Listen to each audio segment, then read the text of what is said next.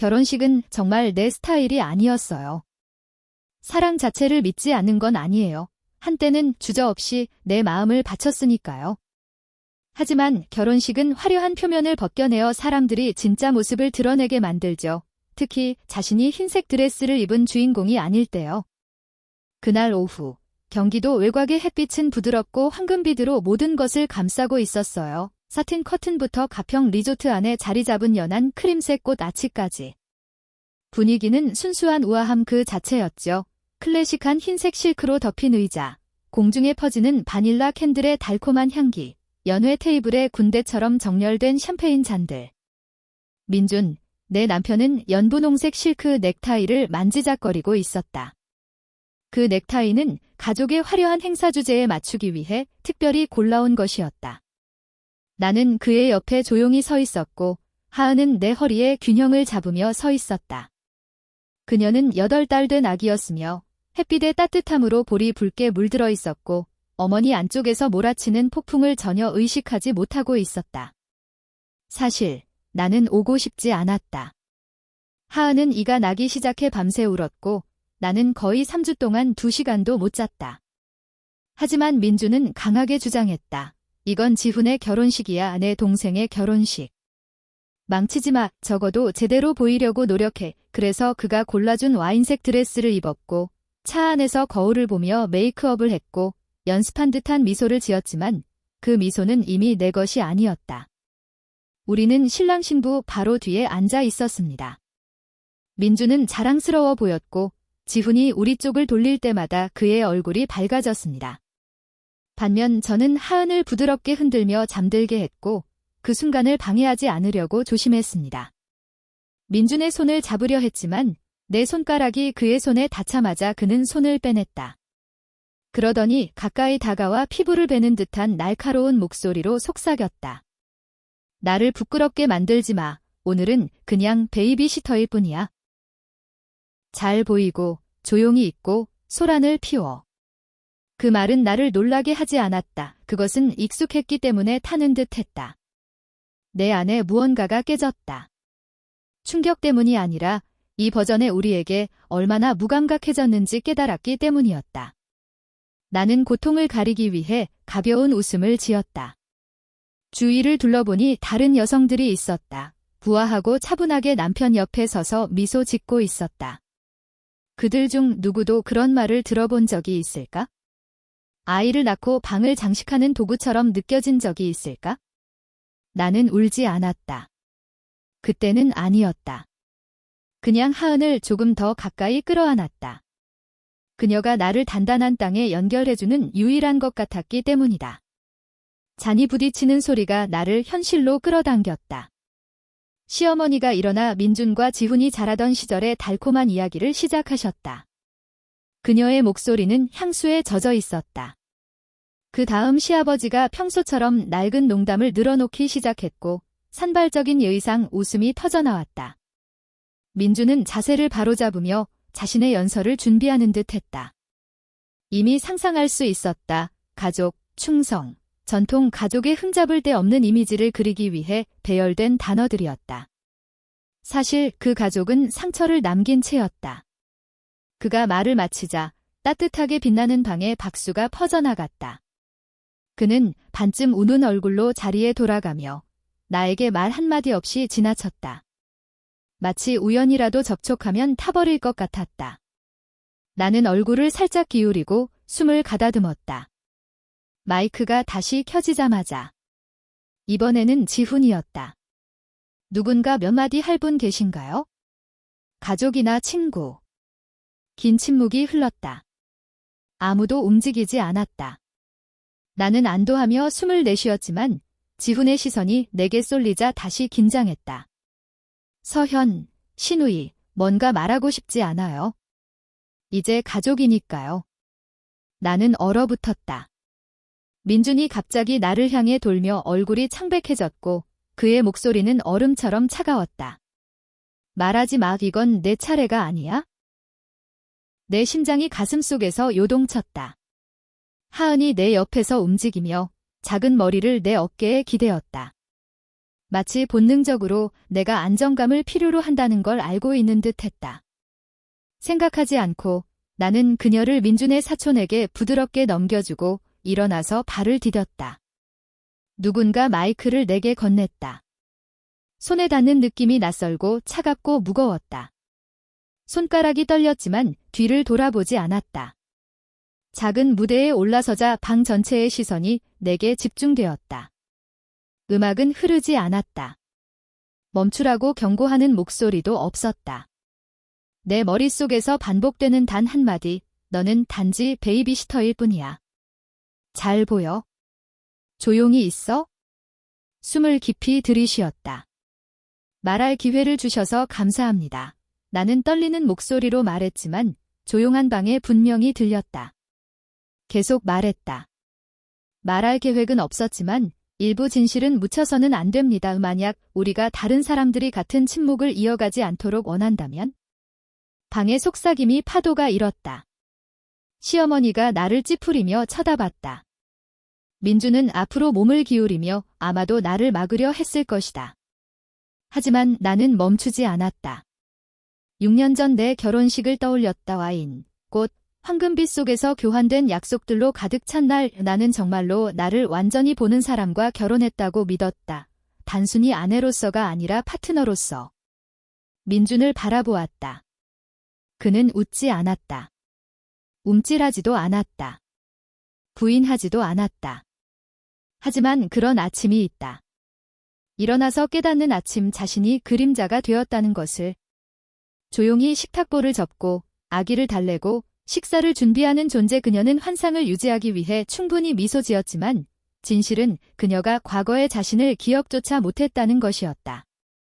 은식기와 잔이 공중에서 멈춘 채 가벼운 소리가 들렸다. 몇몇 손님들이 불편한 눈빛을 교환했다. 민주는 움직이지 않고 앉아 있었고 턱은 돌처럼 굳어 있었다. 이 모든 말을 하는 건 불평하기 위해서가 아니었어요. 여기 있는 누군가가 흐릿해진 거울을 들여다보고 그 안에 비친 얼굴을 알아보지 못했다는 걸 알았기 때문이에요. 저는 제 자신의 웃음소리를 잊어버렸어요. 누군가가 제 손을 잡는 느낌을 잊어버렸어요. 습관 때문이 아니라 진심으로 필요로 해서 잡는 느낌을요. 내 시선이 지훈과 그의 새 아내에게로 옮겨졌다. 지훈, 내가 부드럽게 말했다. 너와 유진이 항상 서로를 진심으로 보는 것을 선택하기를 바란다. 프레임에 담긴 사진이나 다듬어진 이력서가 아닌 피로와 의견 차이와 침묵을 통해. 왜냐하면 그 비전이 사라지면 결혼은 집이 아닌 공연이 되기 때문이다. 마이크를 진행자에게 돌려주고 예의 바르게 고개를 숙였다. 통로를 걸어 내려가며 다리가 떨렸지만 한 번도 흔들리지 않았다. 뒤를 돌아보지도 않았다. 민주는 앉아 있었다. 내 손을 잡으려는 손도, 말 한마디도 없었다. 그는 단지 날카롭고 차가우며 계산적인 눈빛으로 나를 향해 시선을 돌렸다. 하은을 다시 안아 들고 결혼식장 뒤쪽 정원으로 이어지는 정문으로 나갔다. 해가 지고 있었고 바람에 자스민의 향기가 부드럽게 퍼졌다. 그녀를 가슴에 꼭 안고 눈을 감은 채 오랜만에 조용히 속삭였다. 그녀에게가 아니라 나 자신에게. 나는 아직 여기 있어. 나는 보이지 않는 존재가 아니야. 나는 행사장의 철제 문을 슬며시 빠져나갔다. 차가운 공기가 어깨를 스치며 가슴에 남아있던 아픔을 달래주는 듯 했다. 하은은 내 팔에 안겨 평화롭게 숨을 쉬며 깊이 잠들어 있었다. 그녀의 작은 몸은 따뜻하고 신뢰로 가득 차 있었다. 나는 피어나는 와일드 포도나무 옆에 나무 벤치에 앉아 파티 안에서 흘러나오는 음악과 새들의 노래가 희미하게 섞이는 소리를 들었다. 얼마나 오래 그곳에 머물렀는지 모르겠다. 조용히 움직이지 않고 있다가 익숙한 발걸음 소리가 뒤에서 들려왔다. 민준이 나타나 철제 문을 닫으며 다가왔다. 그의 목소리는 낮았지만 그 아래에 숨겨진 분노는 분명했다. 너한테 무슨 일이야, 서현? 그가 물었다. 나는 대답하지 않았다. 그는 내 앞에 서서 손을 허리에 얹고 그의 높은 키가 마지막 햇살을 가리며 그림자를 드리웠다. 너는 우리 가족 전체를 망쳤어. 이해해. 모두가 말하고 있어? 엄마는 너를 위해 거짓말을 해야 했어. 산후 스트레스 때문에 힘들다고 말했지. 나는 그의 눈을 마주치지 않았다. 하은을 유모차에 조심스럽게 눕히고 가벼운 담요를 덮어주었다. 나는 거짓말을 하지 않았어, 민준. 내가 말한 건 모두 진실이야. 그는 비웃으며 목소리가 더 차가워졌다. 너는 나를 통제하는 악당처럼 만들었어. 집에서 꼼짝 못하는 무력한 피해자처럼. 내가 내 명성에 얼마나 큰 상처를 입혔는지 알고 있니? 나는 천천히 그를 향해 돌아섰다. 시선이 흔들리지 않았다. 그건 진실이에요. 만약 진실이 당신을 굴욕적으로 만든다면 왜 그런지 스스로 물어보세요. 그는 순간 얼어붙었다가 갑자기 소리쳤다.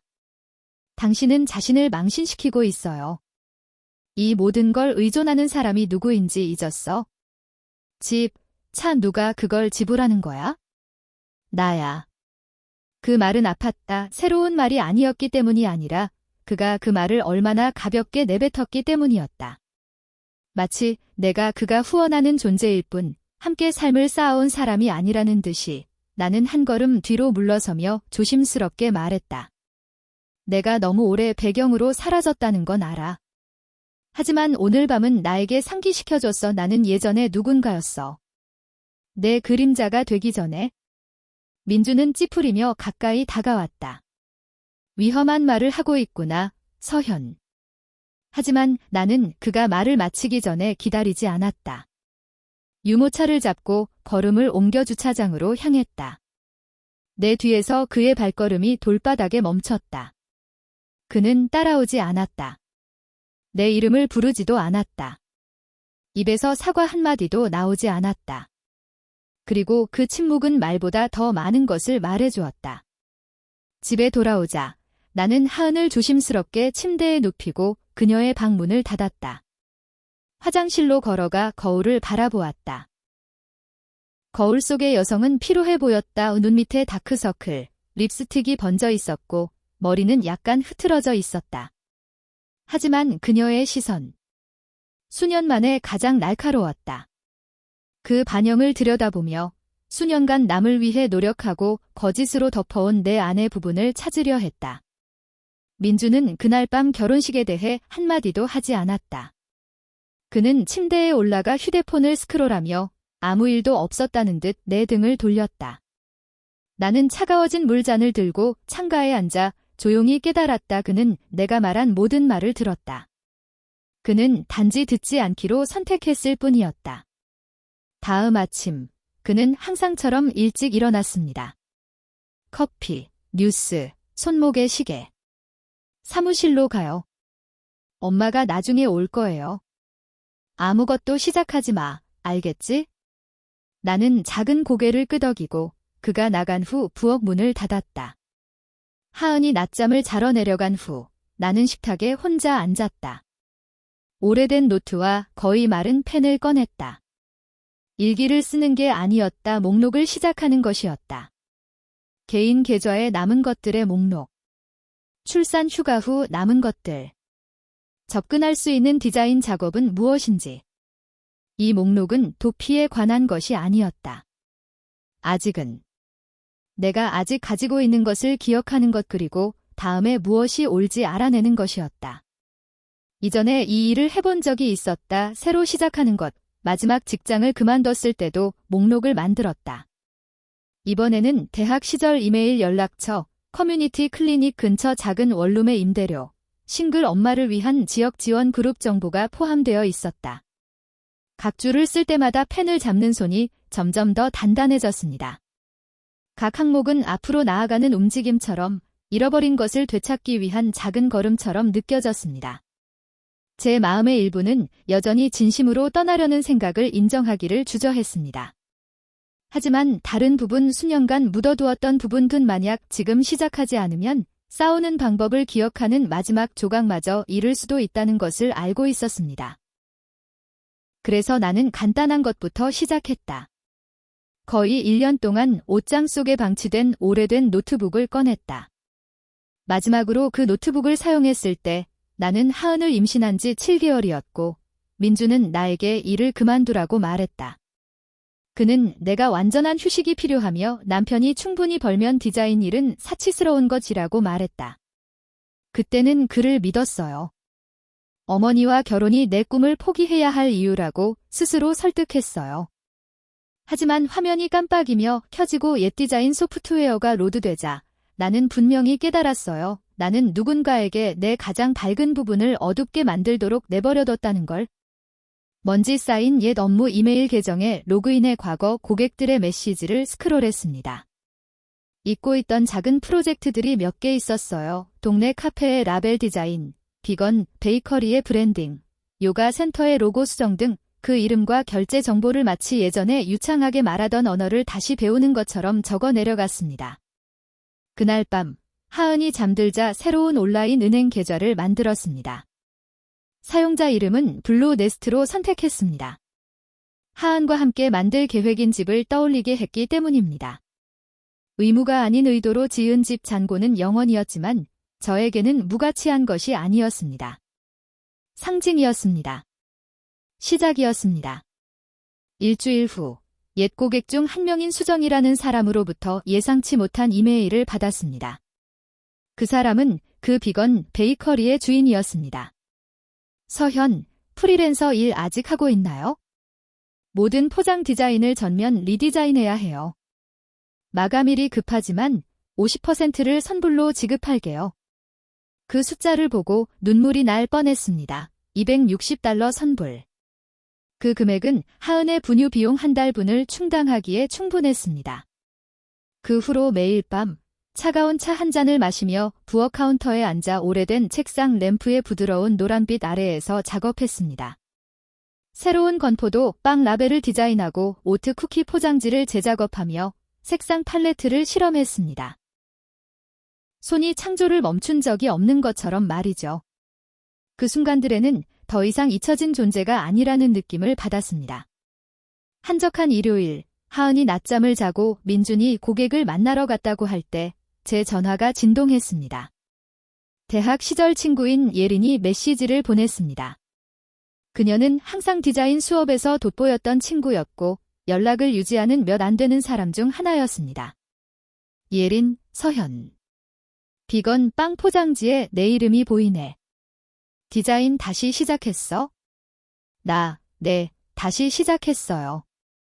작은 프로젝트 몇 개요. 예린, 정말 대단해. 우리 회사에서 프리랜서 웹 디자이너를 채용 중이에요. 그리고 워킹맘을 지원해요. 소개해 드릴까요? 나는 그녀의 메시지를 손에 든 채로 오랫동안 쳐다보며 심장이 뛰었다. 내가 아직도 충분히 잘할 수 있을지 모르겠어. 예린, 말도 안 돼. 너는 예전에 반에서 가장 뛰어난 학생이었어. 돌아올 준비가 됐다면 계획을 세워. 도움이 필요하면 내가 도와줄게. 그 메시지를 밤새도록 생각했다. 민주는 전혀 몰랐다. 아무 말도 하지 않았다. 저녁을 요리하고 주방을 청소하며 그가 하은이 자주 울어서 짜증난다고 투덜대는 걸 들으며 고개를 끄덕였다. 하지만 집이 조용해지자 노트북을 열었다. 이력서를 업데이트했다. 비헨스의 옛 디자인 프로젝트를 업로드했다. 온라인 포트폴리오를 새로 고쳤다. 원격 근무와 유연한 근무 시간 가능성을 강조했어. 집에서 일하는 엄마에게 완벽한 조건이었지. 다음 아침, 예린으로부터 서현 기회가 기다리고 있습니다라는 제목의 이메일이 왔다. 클릭했다. 그녀의 회사는 비영리 단체와 협력하는 곳으로 교육 캠페인을 위한 웹사이트 리디자인이 필요했다. 마감일 4주. 보수 $1,400. 아침 내내 자신을 의심했다. 하지만 하은을 바라봤다. 그녀는 깊이 잠들어 있었고 작은 손가락이 내 손가락을 단단히 감싸고 있었다. 마치 나를 현실에 고정시키는 것처럼. 제출 버튼을 눌렀다. 3일 후 답장이 왔습니다. 화요일 오전 10시에 줌 인터뷰를 진행하고 싶다고 했습니다. 저는 친절한 이웃에게 부탁하기로 했습니다. 그분은 한 번 이렇게 말한 적이 있었습니다. 도움이 필요하면 언제든지 문을 두드리세요. 전날 밤, 내가 가진 가장 단순한 흰색 블라우스를 골랐다. 신중하게 다리고 단추를 모두 채웠다. 화려한 메이크업은 없이 단지 약간 색이 들어간 립밤만 발랐다. 거울 속에 나를 보았을 때 완벽한 사람은 아니었지만 무릎이 여전히 떨리더라도 다시 서 있는 사람을 보았다. 한 걸음씩. 내 뒤의 주방은 조용하고 그대로였다. 민주는 아무것도 눈치채지 못했다. 그리고 아마도 그의 완전한 무지가 내가 머물 수 없는 가장 명확한 이유였을 것이다. 면접은 예상보다 잘 진행되었다. 종료를 클릭할 때 여전히 떨고 있었지만 나를 면접한 다영은 따뜻하게 미소 지었다.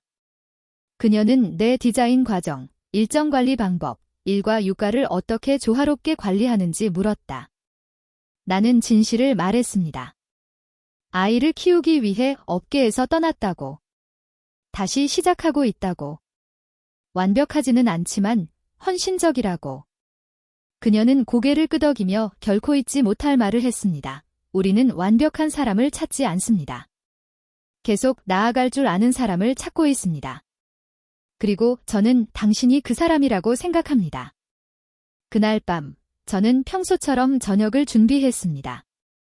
하지만 느낌이 달랐습니다. 오랫동안 잃어버렸다고 생각했던 무언가에 손을 뻗어 만진 것 같았습니다. 민주는 평소보다 늦게 집에 왔습니다. 그가 맡은 향수는 제가 모르는 향수였습니다. 그의 눈은 의심스럽게 저를 스캔했습니다.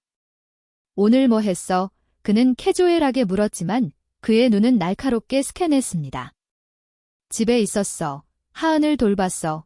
나는 눈썹 하나 움직이지 않고 대답했다. 다른 데 갔을 거라고 생각했어? 그는 대답하지 않았다. 조용히 고개를 끄덕이고 사무실로 걸어갔다. 하지만 내가 그의 문 옆을 지나갈 때 허리에 세탁 바구니를 들고 있던 나는 그 소리를 들었다. 가벼운 클릭 소리. 그의 노트북이 열리는 소리였다. 내가 평소 사용하던 노트북이었다. 차가운 소름이 등골을 타고 흘렀다.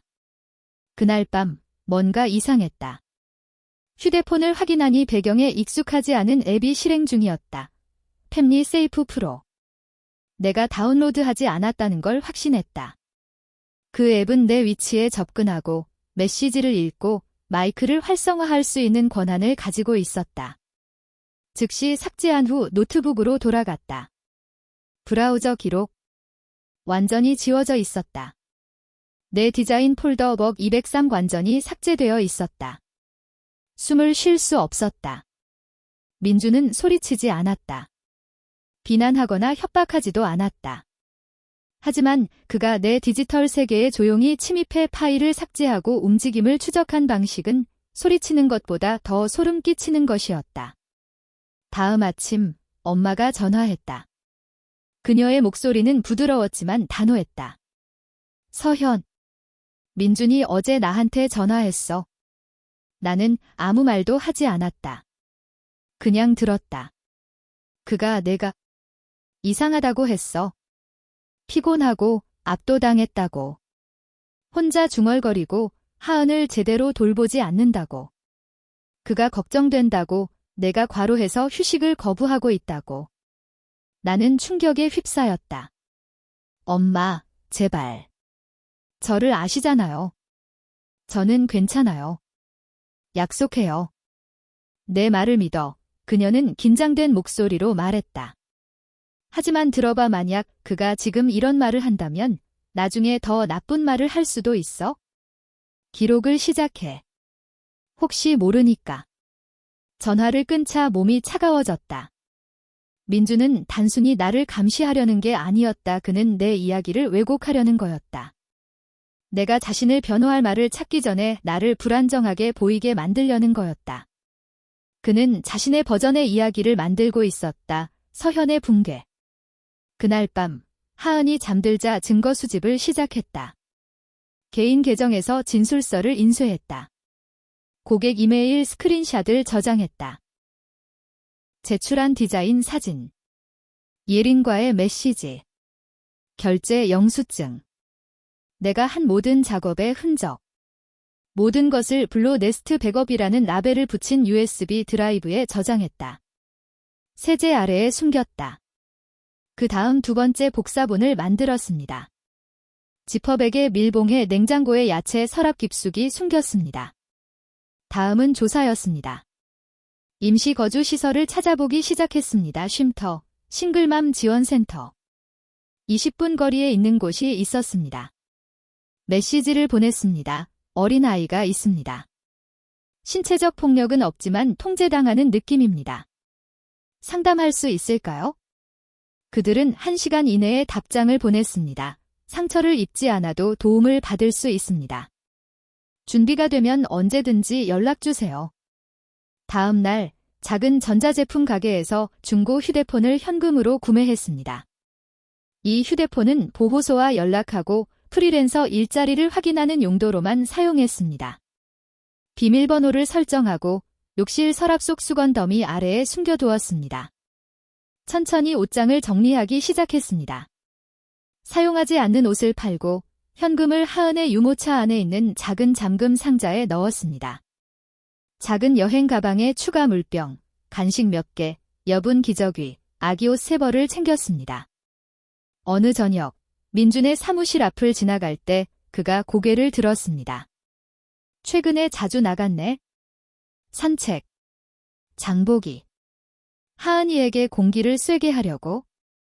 저는 아무 말도 하지 않고 고개만 끄덕였습니다.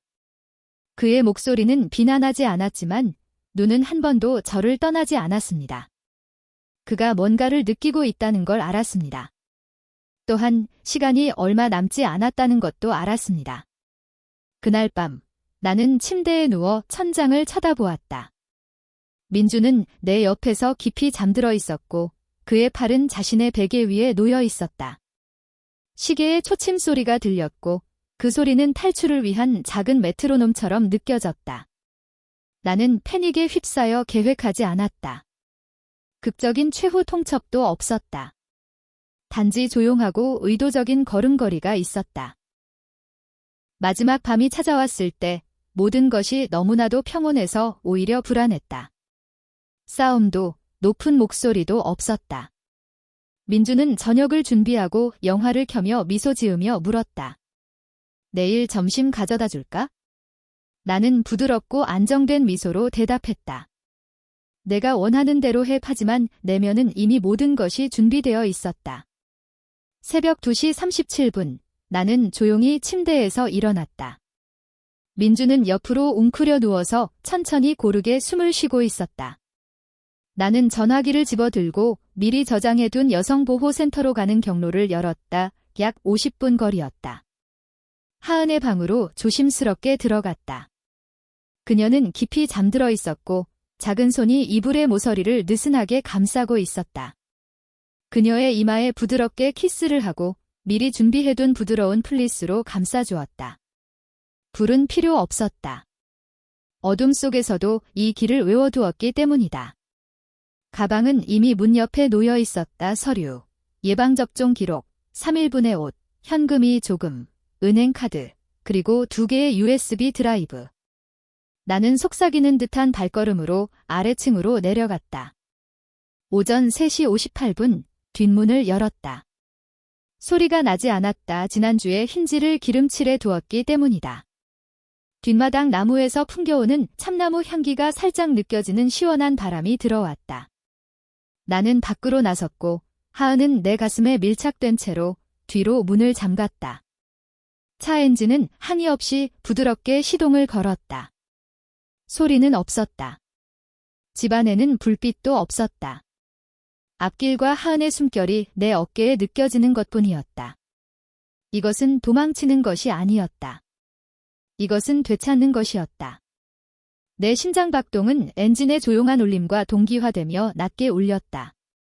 GPS가 명확한 길을 표시하기 시작했다.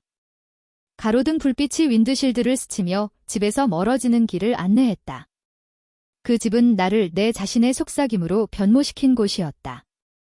차 바퀴가 보호소로 이어지는 자갈길을 밟을 때쯤 하늘이 부드러워지기 시작했다. 분홍과 주황의 얇은 띠가 지평선 연에 펼쳐지며 단순히 아침을 예고하는 것이 아니라 새로운 시작을 암시했다. 차가운 시선으로 가득 찬 아침 식탁의 또 다른 날이 아니었다. 평화로 위장된 침묵의 또 다른 날이 아니었다. 문 앞에 서 있는 여성은 약 50세로 은빛 머리를 단정하게 묶고 있었다. 그녀의 눈은 밝고 친절했다. 가슴에 달린 명찰에는 정숙깁소 담당자라고 적혀 있었다. 서현 씨 맞으신가요? 그녀가 부드럽게 물었다. 나는 고개를 끄덕였고 놀랍게도 눈물이 차올랐다. 명령과 연결되지 않은 내 이름을 듣는 것만으로도 거의 무너질 뻔했다. 우리는 당신을 기다리고 있었습니다. 들어오세요. 여기서는 안전합니다. 나는 그녀를 따라 본관으로 들어갔다. 로비는 부드러운 빛으로 밝혀져 있었고 벽은 연한 파스텔 톤으로 칠해져 있었다. 조용했지만 폭풍을 기다리는 듯한 무거운 침묵이 아니었다. 대신 의도된 듯한 평온함이 감돌았다. 자신을 다시 들을 수 있게 해주는 그런 침묵이었다. 정숙은 나를 2층의 작은 방으로 안내했다. 쌍둥이 침대, 아기 침대. 창문은 피어나는 라벤더 정원으로 열려 있었다. 준비되면 쉬세요. 그녀가 말했다. 다음 단계는 우리가 도와드릴게요. 나는 하은을 아기 침대에 조심스럽게 눕혔다. 그녀는 차를 타고 오는 내내 움직이지 않았다. 볼은 따뜻했고 잠든 입술이 살짝 열려 있었다. 마치 부드러운 꿈을 꾸는 듯했다. 나는 얇은 커튼을 당기고 침대 가장자리에 앉아 수년 만에 처음으로 울었다. 두려움 때문이 아니었다. 이번에는 내가 나를 선택했다는 압도적인 진실 때문이었다. 모든 답을 가지고 있지 않았다. 민준이 조용히 물러나지 않을 거라는 걸 알았다. 그는 이야기를 왜곡하고 자신을 상처받은 남편으로 묘사하며 하은을 되찾기 위해 싸울 것이다. 앞길에 놓인 법적 싸움은 혼란스럽고 지칠 것이다. 하지만 이번에는 혼자 서 있지 않았다. 다음 아침 예린이에게 2단어만 보내자마자 그녀가 메시지를 보냈다. 나갔어. 그녀는 즉시 전화를 걸었다. 여기 있어요. 변호사나 회계사 무엇이든 필요하면 말만 해. 나에게는 일이 기다리고 있었다. 다영이 공식적으로 디자인 프로젝트를 맡겨주었다. 나는 안정적으로 일하고 딸을 돌보고 있다는 증거가 있었다. 나는 계획이 있었다. 그리고 이번에는 내 것이었다.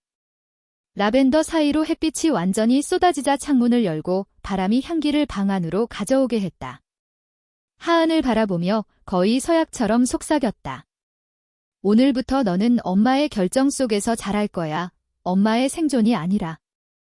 2주 후, 저는 수원 근처 작은 가족 식당 로비에 서 있었습니다.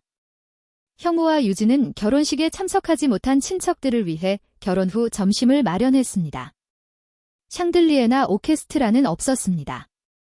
흰색 리넨, 집에서 만든 케이크, 그리고 비싸지 않아도 진짜로 따뜻한 편안함이 있었습니다. 형우가 나를 초대했을 때 망설였다. 그의 목소리는 항상처럼 차분하고 친절했다. 서현아, 결혼식에서 말한 것. 사람들이 아직도 생각하고 있어? 오늘은 민감할 수 있지만 만약 원한다면 유진과 내가 다시 말해줬으면 해. 나는 멈칫했다. 태석도 올 거야? 그분도 오실 거예요. 홍우가 말했다.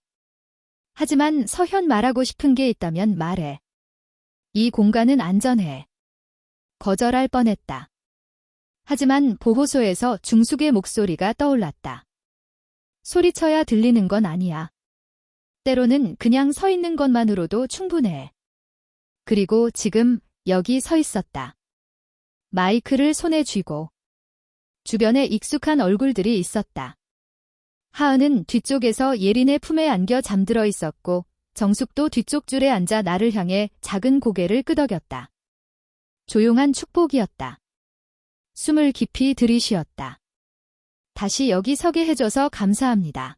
나는 떨리는 목소리로 말했지만 중요한 부분에서는 흔들리지 않았다. 지난번에는 결혼해서 만나자고 말했어요. 오늘은 그와 마찬가지로 중요한 것에 대해 이야기하고 싶어요. 자신을 보는 것. 방 안을 둘러보며 어머니 옆에 서 있는 태석에게 시선을 잠시 머물렀다. 그는 다림질된 셔츠를 입고 팔을 교체한 채 서 있었다. 미소 짓지 않았다. 하지만 시선을 돌리지도 않았다. 현대적인 편의 시설이 모두 갖춰진 집에서 살았지만 매일 조금씩 줄어드는 자신을 느꼈습니다. 멍도 없었고 뼈도 부러지지 않았습니다. 단지 서서히 깎여나가는 것뿐 말들이 조각내며 시선이 나를 사라지게 만들고 내 가치가 누군가의 도우미로 시작되고 끝난다는 끊임없는 느낌이었죠. 누구도 말을 끊지 않았다. 심지어 식기들이 부딪히는 부드러운 소리조차 멈췄다. 사랑이 식어서 떠난 게 아니에요. 사랑은 고립 속에서 자라지 않기 때문이에요. 나는 계속 스스로에게 말했어요. 만약 충분히 기다리면 나아질 거라고. 하지만 진실은 사람들은 자신이 한 일을 직면하지 않는 한 변하지 않는다는 거예요. 태석의 어깨가 살짝 긴장했지만 그는 움직이지 않았다. 복수 때문에 떠난 게 아니에요. 내가 마침내 내가 중요하다는 걸 깨달았기 때문이에요. 다른 사람의 편안함보다 나를 더 사랑해야 한다는 거요. 그리고 내 딸이 어머니가 인정받는 곳에서 자라길 원해요. 지워지지 않는 곳에서요. 방 뒤쪽에서 부드러운 한숨이 흘러나왔다. 그 침묵 속에서 나는 더 높이 서 있었다. 그 부드러운 한숨이 방을 가로지른 것이 누구에게서 왔는지 몰랐지만 그것은 수년간의 침묵을 뚫고 나오는 균열처럼 느껴졌다. 변화. 조용한 인정. 다른 사람들이 내 이야기를 다르게 말해왔다는 걸 알아? 내가 불안정하다고. 이기적이라고. 가족을 찢어놓았다고. 하지만 오늘은 나를 변호하기 위해 여기 있지 않아. 진실은 변호가 필요하지 않아 그냥 존재할 뿐이야. 나는 가벼운 인사를 하고 마이크를 돌려주었다. 박수는 없었다. 하지만 필요 없었다. 방을 채운 침묵은 박수보다 더 많은 것을 말해주었다. 예린이 하은을 품에 안고 있는 뒤로 걸어가며 걸음마다 무게가 가벼워지는 것을 느꼈다. 하은은 내 발걸음 소리에 움직이며 나를 항상 무너뜨리는 그 넓고 경계 없는 눈으로 눈을 떴다. 나는 그녀를 품에 안아 가슴에 밀착시켰다. 떠나기 위해 돌아서며 태석을 지나쳤다. 수년 만에 처음으로 시선을 내리지 않았다. 그를 똑바로 바라보았다. 그는 아무 말도 하지 않았다. 단 한마디도. 왜냐하면 그는 알았기 때문이다.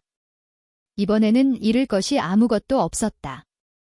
그리고 진정으로 중요한 모든 것 나 자신과 내 딸님이 되찾았기 때문이다. 밖으로 나서자 오후 늦은 햇빛이 식당 창문을 통해 따뜻하고 밝게 내 얼굴을 감쌌다.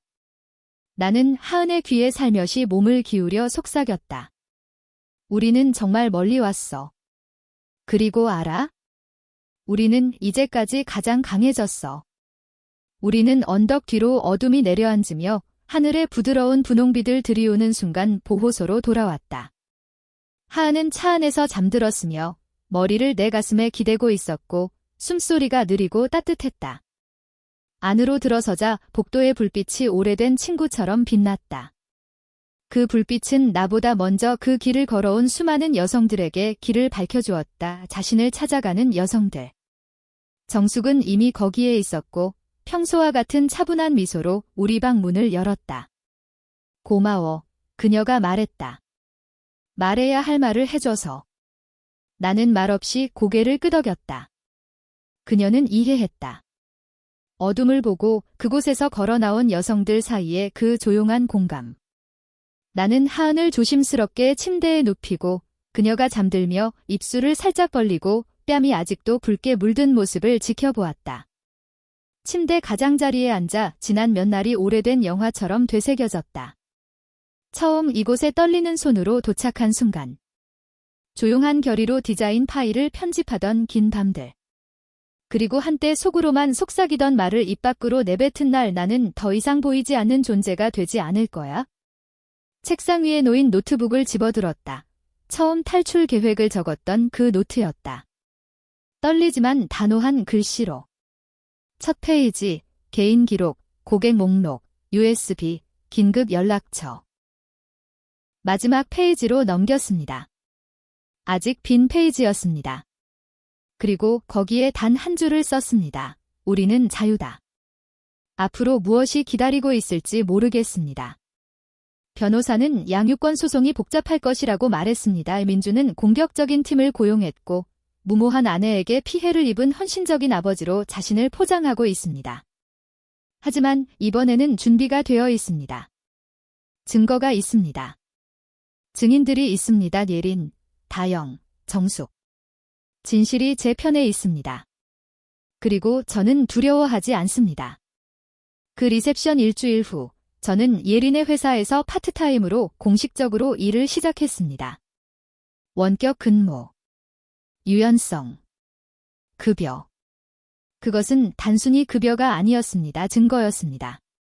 제가 여전히 재능이 있다는 것, 카운터를 닫고 기저귀를 갈아주는 것 이상의 가치가 있다는 것, 제가 마음과 목소리, 미래를 가지고 있다는 것. 매 아침, 하은이 깨어나면 그녀를 작은 의자에 앉히고 우유를 데워주고 배경으로 부드러운 재즈를 틀어줍니다. 노트북을 열고 하루를 시작합니다. 이메일을 확인하고 레이아웃을 검토하며 교육과 역량을 주제로 한 공공 캠페인용 타이포그래피를 조정합니다. 크림색 벽과 몇 분마다 삐걱대는 천장 선풍기가 있는 소박한 방에서. 그럼에도 불구하고 저는 이제까지 느껴본 적 없는 완결함을 느낍니다. 이것은 제가 상상했던 삶이 아닙니다. 이것은 제가 선택한 삶입니다. 쉬운 삶이 아니기 때문이 아닙니다. 진실된 삶이기 때문입니다. 어느 저녁, 하은을 새 옷으로 갈아입히던 중 그녀가 갑자기 제 손을 잡으며 환하게 웃어 보였습니다. 그녀의 미소는 넓게 퍼졌고 눈동자는 반짝였습니다. 그녀가 태어난 순간 제 눈을 마주쳤던 바로 그 눈동자였습니다. 저는 그녀를 품에 안고 얼굴을 그녀의 머리카락에 묻으며 속삭였습니다. 우리는 해냈어, 아가. 그리고 약속해 나는 다시는 나를 버리지 않을 거야. 그 순간에는 두려움이 없었습니다. 오직 진실만이 있었습니다. 제 뒤에는 더 이상 저를 끌어내리지 않는 과거가 있었습니다. 그리고 제 앞에는 창문을 통해 흘러드는 달빛처럼 명확하게 제가 살아남았다는 증거가 있었습니다. 저는 재건했습니다. 분노에서가 아니라 열린 마음으로, 흔들리지 않는 마음으로. 민준이 법정에서 뭐라고 말하든, 이 싸움이 얼마나 오래 지속되든, 나는 계속 나아갈 거야. 이제 돌아갈 수는 없어.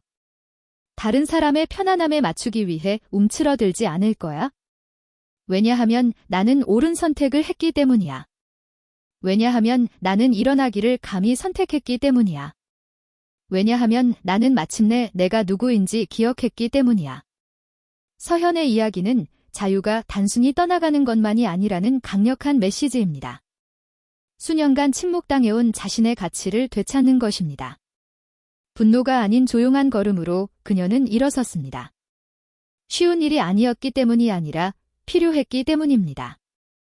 작아지거나 속아 넘어가거나 탈출구가 없다고 느낀 모든 여성들에게 이 말을 전합니다. 길은 있습니다.